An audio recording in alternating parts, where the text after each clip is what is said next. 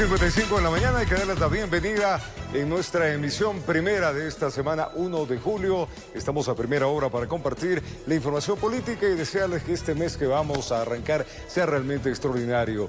Día en el cual comenzamos temblorosos en la madrugada.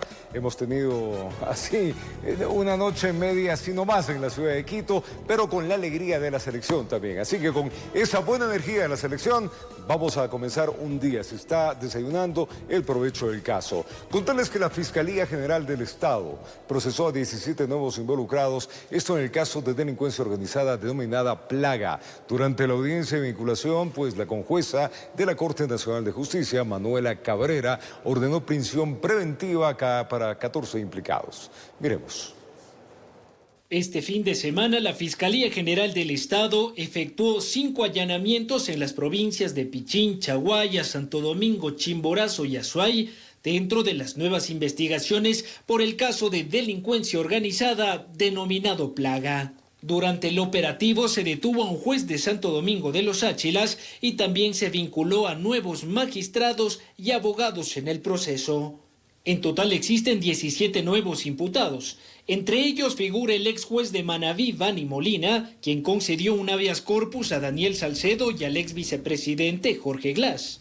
El abogado defensor del ex magistrado señaló que este proceso adolece de varias irregularidades. Hay un testimonio anticipado que lo nombra el señor Vani Molina, que supuestamente el habeas corpus se concertó entre 2 personas. Esa segunda persona dijo que no conoce con esta persona que supuestamente habían organizado el habeas corpus 2 meses o 3 meses después. Entonces, hay una contradicción.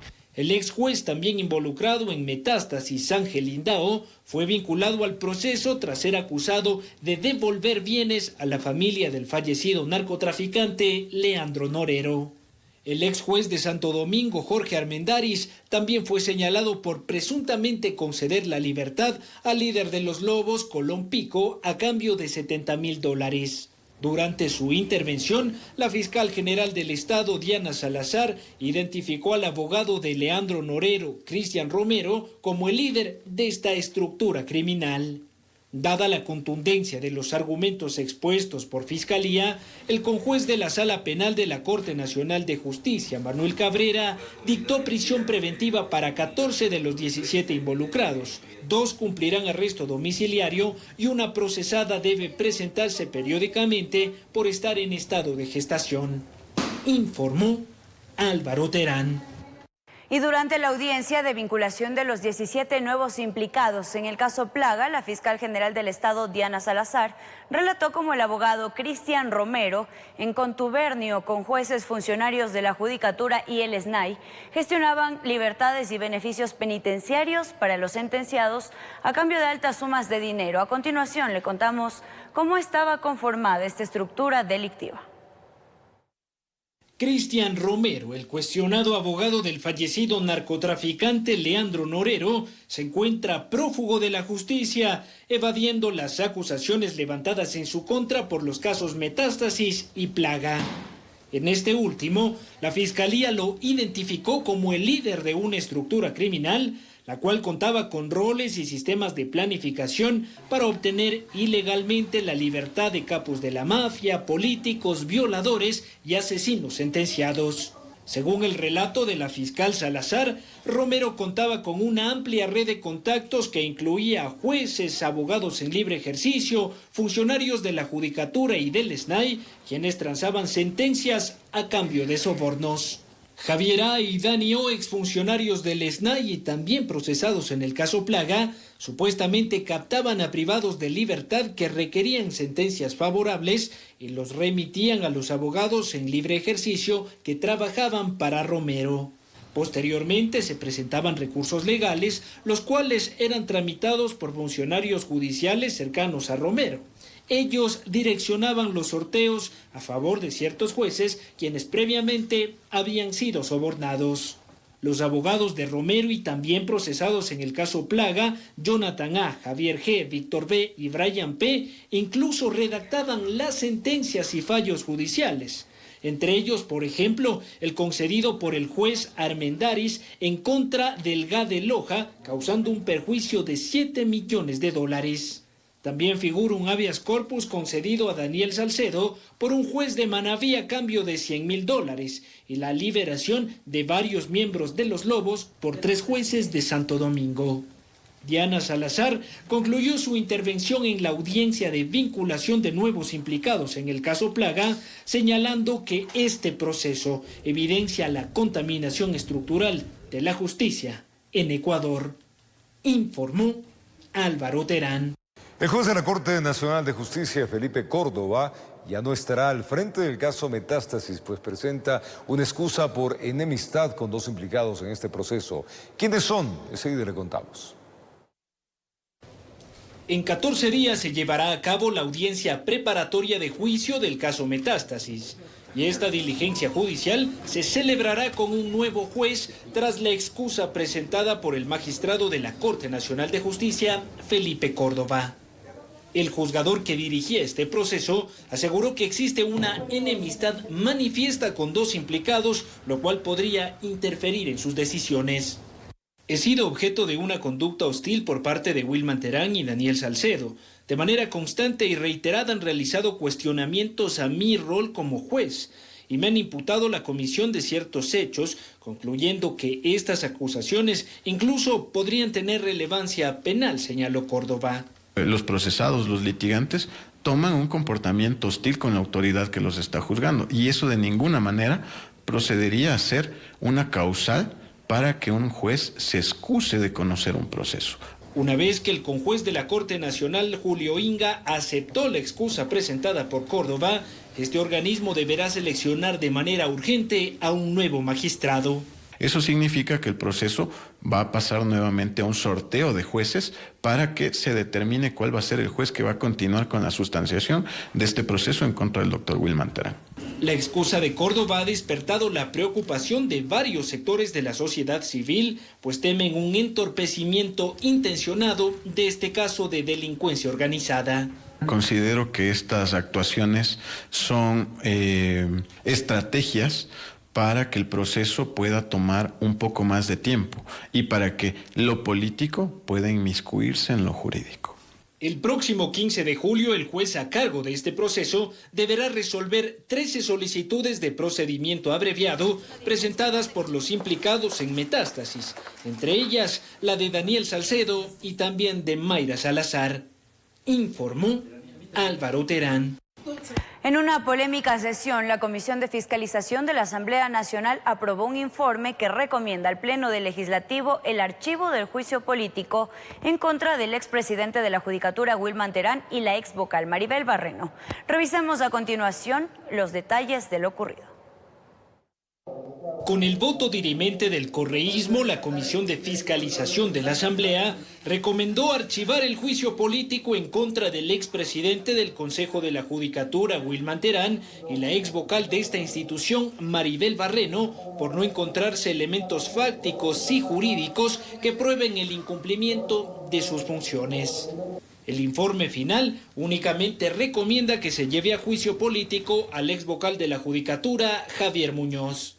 Que quede clarísimo que el informe aprobado por esta comisión únicamente es un informe que recomienda al Pleno seguir o no un juicio político. Es el Pleno de la Asamblea Nacional que con la votación que indica la normativa decidirá la censura o no de los señores enjuiciados. 4 legisladores de Revolución Ciudadana estuvieron a favor de archivar el juicio político y 4 legisladores de oposición rechazaron esta iniciativa.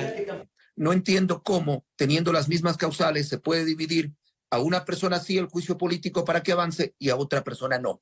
No estoy muy claro en eso. Por el voto decisivo estaba a cargo del asambleísta de ADN, Luis Alvarado. Sin embargo, al estar en Estados Unidos, la presidenta de la comisión, Pamela Aguirre, consideró que su participación no era válida.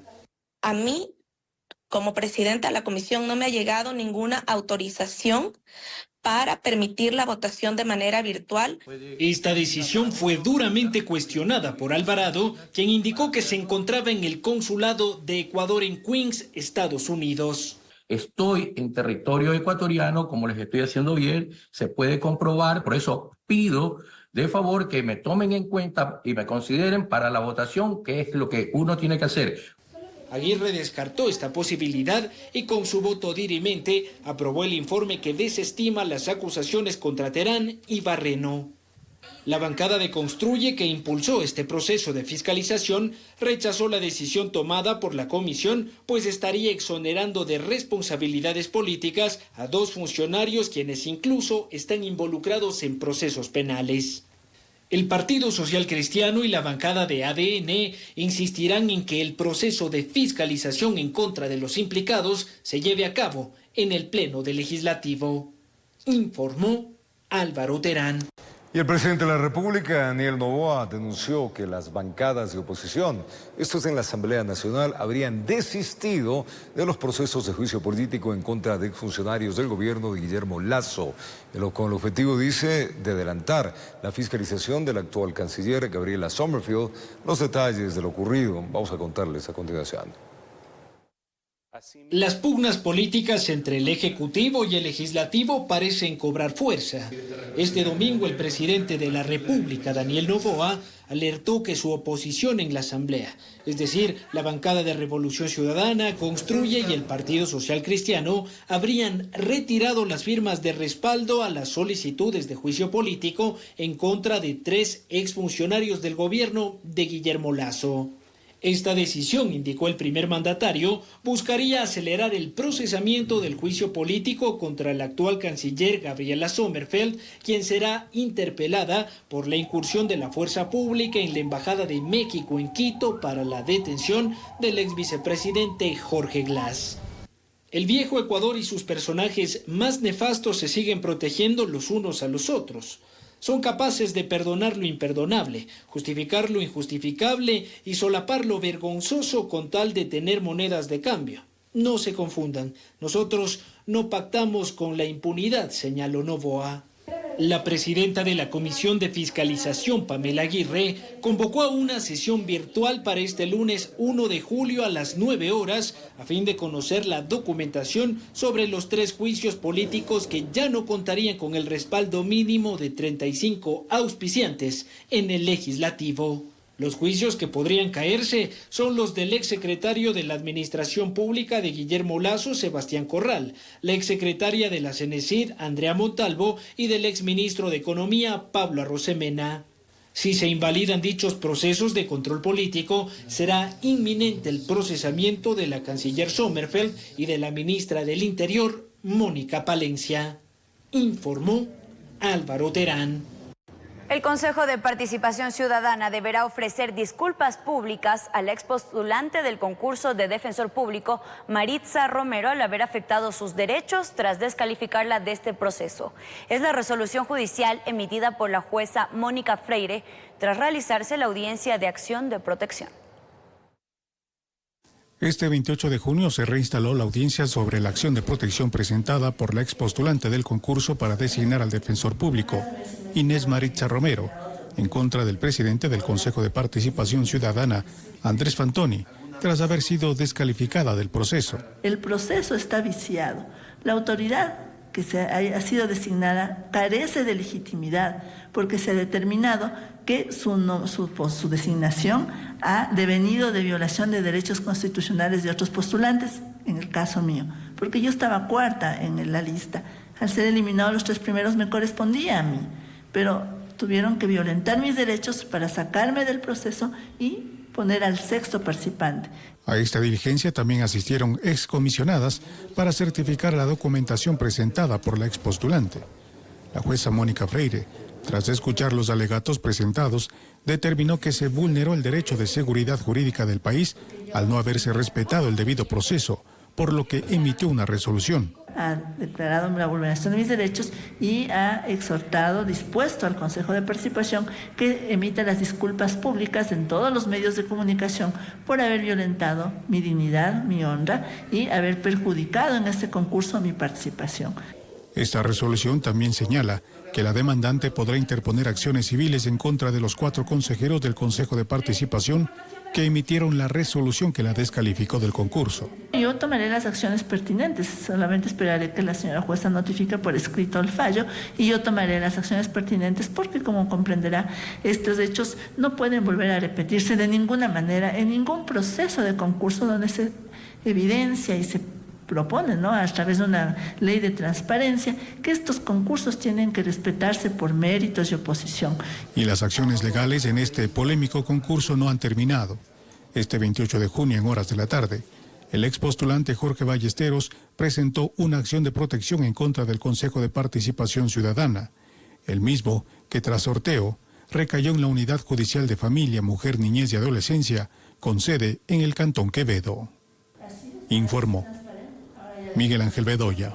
La bancada oficialista de ADN anunció que mocionará en la próxima sesión del Pleno de la Asamblea pues la creación de una comisión ocasional que investigue las declaraciones del expresidente Rafael Correa, quien solicitó a la comunidad internacional sancionar a Ecuador, esto por la incursión en la Embajada de México en Quito para la detención del ex segundo mandatario Jorge Glass. Veamos. La creación de comisiones ocasionales está de moda en la Asamblea Nacional. La última petición para la conformación de una mesa especializada llegó desde la bancada oficialista de ADN, la cual buscará investigar las declaraciones vertidas por el expresidente Rafael Correa en torno a la relación entre México y Ecuador. Pero fácilmente México, la segunda economía latinoamericana de las dos economías más grandes del planeta, podría bloquear el puerto de Guayaquil, donde entra y sale el 80% del comercio internacional y no hace quebrar en 2 meses. La jefa de bancada de ADN, Valentina Centeno, rechazó que el exmandatario haya solicitado sanciones en contra de Ecuador y anticipó que durante esta semana se pondrá a consideración de la Asamblea su propuesta de fiscalización. ¿Por qué razón? Por las repercusiones económicas, políticas y sociales que tales declaraciones pueden causar al pueblo ecuatoriano. Centeno también aseguró que será necesario determinar si han existido afectaciones económicas ante un supuesto bloqueo al puerto de Guayaquil. Entre ellas, por ejemplo, sería importante investigar un posible bloqueo al puerto de Guayaquil, el puerto principal de nuestro país, que podría implicar graves consecuencias a la economía de nuestro país. De manera preliminar se conoce que la propuesta de Centeno no contará con el apoyo de otras bancadas. Revolución Ciudadana descartó su apoyo en solidaridad con Rafael Correa y Jorge Glass. Construye y el Partido Social Cristiano, por su parte, sostienen que la agenda de la Asamblea tiene prioridades más urgentes. Desde el inicio de funciones de la Asamblea se han conformado 4 comisiones especializadas. La primera es responsable de procesar enmiendas constitucionales. La segunda investigó el asesinato de Fernando Villavicencio. La tercera propende el fortalecimiento de la economía popular y solidaria. Y la cuarta procesa los proyectos de ley derivados de la consulta popular. Informó Álvaro Terán. Es momento de una pausa y al retornar le contamos que la madrugada de este lunes 1 de julio se registró un sismo de magnitud 4.2 con epicentro a 9 kilómetros de Quito. Regresamos con las imágenes y todos los detalles de la noticia. Estamos ya de vuelta, gracias por acompañarnos en este día, lunes 1 de julio. Comenzamos el 7º mes de este año y esperemos que sea un mes realmente lleno de buenas cosas.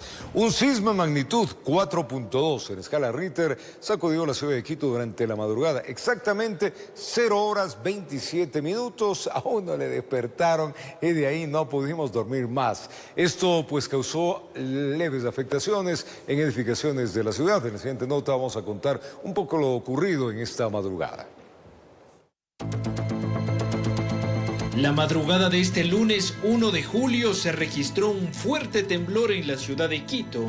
El Instituto Geofísico de la Politécnica Nacional informó que la magnitud de este movimiento telúrico fue de 4.2 grados en la escala de Richter y su epicentro se localizó a 8 kilómetros de la capital a una profundidad de 5.5 kilómetros. El alcalde de Quito, Pavel Muñoz, informó que el sismo no dejó víctimas mortales ni personas heridas. Sin embargo, a través del sistema ECO 911 se reportaron 2 edificaciones afectadas y deslizamientos leves de tierra en las parroquias de Puembo y Cumbayá. El municipio capitalino ya se encuentra atendiendo las emergencias en las edificaciones afectadas. Hasta esa zona llegó personal especializado que evalúa si se produjeron daños estructurales. A través de redes sociales, cientos de personas compartieron videos del sismo. En ellos se evidencia la intensidad de este movimiento telúrico que generó pánico entre miles de ciudadanos quienes salieron de sus domicilios como medida de precaución. Tras el sismo, la Agencia Metropolitana de Tránsito movilizó a 138 agentes y 25 patrulleros en toda la urbe con el objetivo de verificar el estado de pasos deprimidos y túneles, los cuales afortunadamente no registran afectaciones. Informó Álvaro Terán. Y tras la eliminación del subsidio a las gasolinas Extra y Ecopaís, varios centros de abastos en la ciudad capital registran variaciones e incrementos en los precios de las verduras, las frutas y las hortalizas. En este contexto, el gobierno nacional anunció que durante las próximas semanas se mantendrán rigurosos controles para evitar la especulación. En teoría, la eliminación de los subsidios a las gasolinas Extra y Ecopaís no debería impactar en el precio final de los productos. En teoría, porque en la práctica varios mercados y centros de abasto de la ciudad de Quito reportan variaciones en el valor de los productos. Sí nos ha subido los precios de los productos, tanto en los abastos, tanto en las legumbres. La gasolina, ¿cómo subió? Todo incrementó más alto. Esta usted papa que ve aquí es de $20, la chiquitita que antes era de $8 o $6. Ha subido las papas, el tomate, la yuca y todo ese tipo de cosas. La razón fundamental de este incremento tendría que ver con las tarifas de movilización de los productos desde el campo hacia la ciudad. El tema de los fletes es porque dice ya no es lo mismo. Por ejemplo, si antes poníamos, un ejemplo, 20 de gasolina, ahora ponen 25, 30. Entonces de eso también era de haber hecho un estudio para la gente pobre. El incremento de las gasolinas, indican, no es el único factor de esta escalada de precios. Las lluvias de las últimas semanas habrían encarecido los productos provenientes del litoral. Es también por el tiempo, las lluvias, las carreteras que están desbloqueadas, el producto viene del campo. Sin embargo, también existen comerciantes quienes no han incrementado el precio de sus productos con el objetivo de mantener el nivel de sus ventas. No ha habido, la verdad no ha habido incremento, al menos con estas ventas, ¿cómo subimos el precio? Más bien a veces nosotros asumimos el costo de la subida. En el mismo precio me estoy llevando la piña, las mandarinas, las uvas. Tanto comerciantes como consumidores exhortan al gobierno a realizar controles permanentes en mercados mayoristas a fin de combatir la especulación.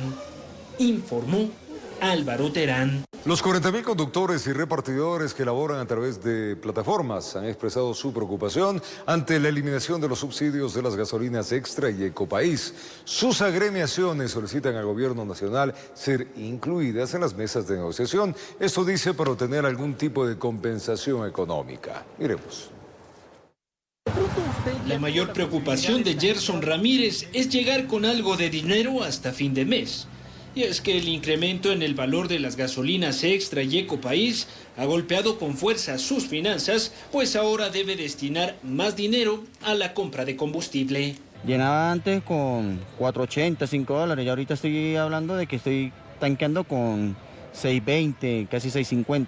La Federación Nacional de Trabajadores de Plataforma de Ecuador publicó un estudio técnico en el que evidencia una significativa reducción de ganancias para los repartidores una vez que las gasolinas incrementaron 26 centavos. No podemos coger y solo quedarnos en la casa porque el ámbito de que se suben las cosas.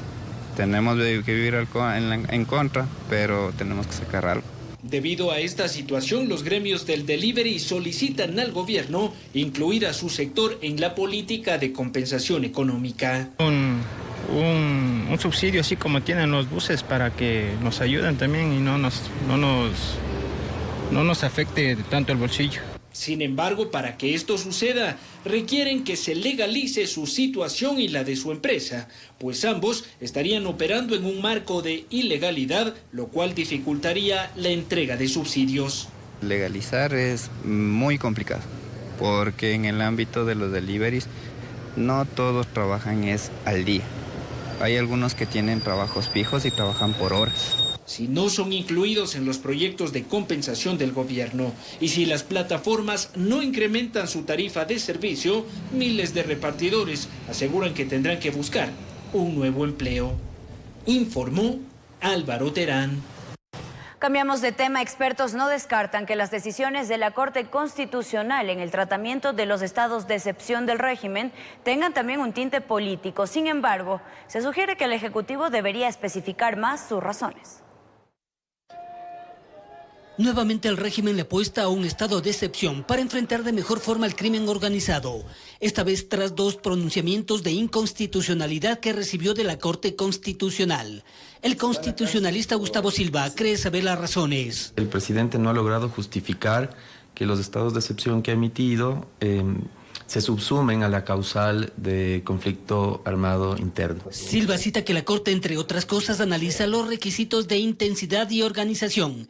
En este último, se debería justificar que el enemigo está organizado y puede contar con territorios bajo su control o cuarteles. Uno de los elementos que el derecho internacional público señala que una situación de crisis relativa a la seguridad de un estado o de una ciudad o de una población no tenga que ver con hechos aislados de diferentes grupos organizados, sino que para que sea CANI tiene que ser uno solo o varios que están organizados entre sí. Santiago López, experto en seguridad, destaca que este recurso legal, sin duda, es una buena estrategia. Que un claro ejemplo sería Esmeraldas.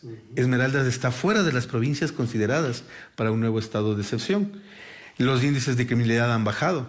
Entonces, sí, yo creo que es una herramienta efectiva. Sin embargo, cree que se debería cambiar un poco la estrategia que se aplica actualmente, no solo con operativos esporádicos en las calles. Como por ejemplo, hablemos de estas 2 famosas narcofiestas que fueron intervenidas.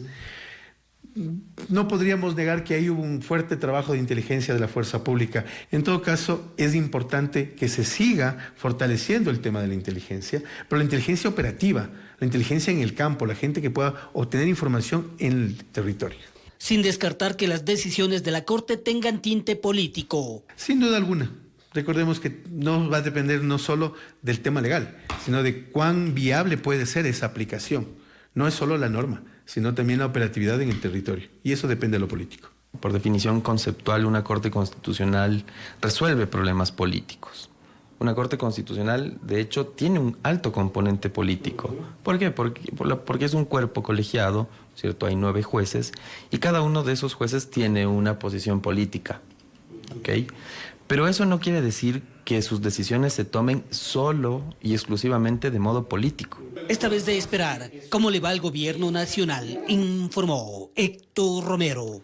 La comisión ocasional que tramita las reformas sobre la consulta popular y el referéndum del 2024 aprobó el informe, esto para el segundo debate, con el aumento de penas propuesto originalmente por el Ejecutivo. Durante la sesión, el presidente Daniel Noboa emitió una advertencia para los legisladores. ¿De qué se trató esta advertencia?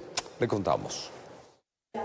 Con 4 votos a favor, la comisión ocasional que procesa los proyectos de consulta popular aprobó el informe para segundo y definitivo debate, el cual se efectuará este martes 2 de julio. Que como debía ser, hemos respetado la voluntad popular, las penas seguirán siendo las mismas, las penas duras que el pueblo ecuatoriano espera para la delincuencia, para la corrupción. Hemos aprobado un informe que será un instrumento legal para luchar de manera firme y decidida contra la delincuencia. Tras varias discusiones y polémicas, los comisionados resolvieron mantener el texto original enviado por el presidente, el cual incrementa drásticamente las sanciones para ciertos delitos. La delincuencia organizada y el terrorismo, por ejemplo, se sancionarán con una pena de entre 22 y 26 años. La producción de drogas se castigará hasta con 16 años de prisión y el porte de armas de fuego pertenecientes a las fuerzas del orden se sancionará con hasta 22 años de reclusión. La sesión de este sábado no estuvo exenta de polémicas. Es así que mientras se discutía el informe final, el presidente de la República emitió un comunicado en el cual aseguraba que ya se aprobó una reducción de penas, contraviniendo así el mandato popular. Pero con asombro vimos que esta comisión pretende ignorar la voluntad popular y quiere reducir las penas frente a lo que nosotros planteamos. ¿Para quiénes legislan estos asambleístas? ¿Para el pueblo o la delincuencia organizada? El presidente de esta mesa legislativa, Carlos Vera, instó al primer mandatario a mantener el respeto y la veracidad de los hechos, pues la comisión aún sesionaba cuando Noboa dio por hecho de que ya se redujeron las penas de varios delitos. Demandamos de las autoridades la verdad para el pueblo ecuatoriano y de igual manera responsabilidad respecto a lo que afirmamos. Únicamente el proyecto sobre la extinción de dominio fue modificado, pues los legisladores consideraron que para su ejecución debía existir sentencia ejecutoriada. Informó Álvaro Terán. El 22 de noviembre ya se podría contar con los nuevos miembros del Consejo Nacional Electoral. De acuerdo a un cronograma presentado por Juan Esteban Guarderas, consejero del Consejo de Participación Ciudadana y Control Social. Al contar con la venia de la Procuraduría General del Estado para proceder con la renovación total de los miembros del Pleno del Consejo Nacional Electoral, el consejero Juan Esteban Guarderas del Consejo de Participación Ciudadana y Control Social propone un plan. Vamos a utilizar el concurso que ya está en marcha para la renovación parcial para hacer la renovación total. Eso es lo esencial. Y de esa manera sí podemos llegar a noviembre cambiando todas las autoridades electorales. Con lo que para Guarderas se ahorra recursos económicos y se gana tiempo. La misma comisión y veeduría son utilizadas para la renovación total. Y ahí sí va a haber una norma específica, una convocatoria específica, unos plazos específicos, un calendario específico. Pero lo que ya estaba en marcha para lo uno no sirve para lo otro. Para Guarderas, entre otras fechas, la convocatoria sería del 29 de julio al 12 de agosto. 31 examen escrito, 25 de septiembre calificación de méritos, 28 resultados, 30 de octubre audiencia pública y 22 de noviembre designación de vocales. Calendario, apretado, pero se puede, ¿vale? ¿Saben qué es lo único que puede impedir que esto funcione? Voluntad política. Propuesta que deberá recibir el apoyo del Pleno del Consejo de Participación. Las autoridades del CNE deben estar en funciones 6 años, que se cumple este noviembre. Además, a los 3 debió existir la renovación parcial de 2 consejeros, lo que no se dio, es decir, en el 2021, informó Héctor Romero. El Banco del Instituto Ecuatoriano de Seguridad Social, el BIES, amplió el plazo para préstamos hipotecarios en coactivas de 2 a 30 años. ¿Podría usted adaptarse a pagar una deuda por más de 3 décadas? Bueno, conversamos con una persona que tiene coactivos y esto nos contó. Eduardo corre el riesgo de que le embarguen su vivienda, y es que pertenece a las 14.000 personas a escala nacional que están dentro de un proceso de coactivas con el Banco del Instituto Ecuatoriano de Seguridad Social, BIES. Y la coactiva genera una pérdida de un bien que es patrimonial y que va de una herencia a los hijos y los hijos de los hijos. Entonces, esa particularidad es quedarse sin techo y saber perfectamente que no sabes dónde irte. Tras la reforma al artículo 277 del Código Orgánico Administrativo, nuevas facilidades de pago están registradas ya en el reglamento del BIES, como la ampliación de la deuda de 2 a 30 años. Esto permitirá, dicen, disminuir la retención de bienes y mejorar la recaudación. Con la reforma, con la ampliación de plazo, nosotros vamos a tener un mejor ingreso. De pronto no de la mayoría, pero de una gran parte de los coactivados. Entonces, por eso es que nosotros, como dirección, nos hemos proyectado para diciembre del 2024 en hacer una recuperación de hasta $18 millones. Ahora bien, Eduardo aseguró que esta nueva medida del BIES es una oportunidad dependiendo del caso. Él tomará la facilidad de pago, a pesar de que deberá alargar su deuda. Estamos en ese proceso y creo que mientras más corto es el tiempo, mucho más es la bondad para poder salir de una deuda lo más pronto posible. 5, 7...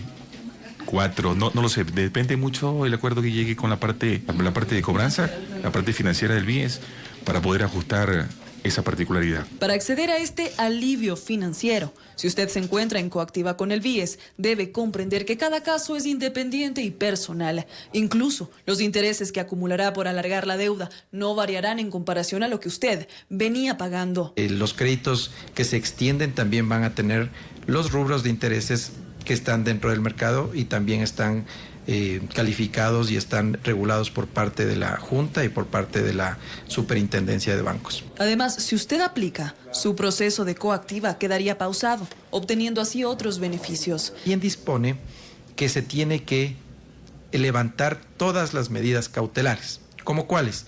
Retención de cuentas, prohibición de ejercer cargo público, prohibición de enajenar bienes muebles o inmuebles. Entonces, a todo eso nosotros estamos obligados. Es decir, que dejan de ser coactivados. No dejan de ser coactivados. Se les quita ciertos... Queda suspendido el procedimiento coactivo. El BIES recaudó en el 2022 aproximadamente $11 millones en coactivas. Para el 2023, $12 millones también. Pero este año quiere doblar esa recaudación. Gracias a este alivio financiero que han implementado, tienen previsto alcanzar su meta. Claro, mientras más recuperación nosotros tenemos, el banco va a tener más de donde poder fondear créditos de distintas índoles. Informó Mía Sabeli Carrera. En lo más destacado de las noticias internacionales, vamos a contarles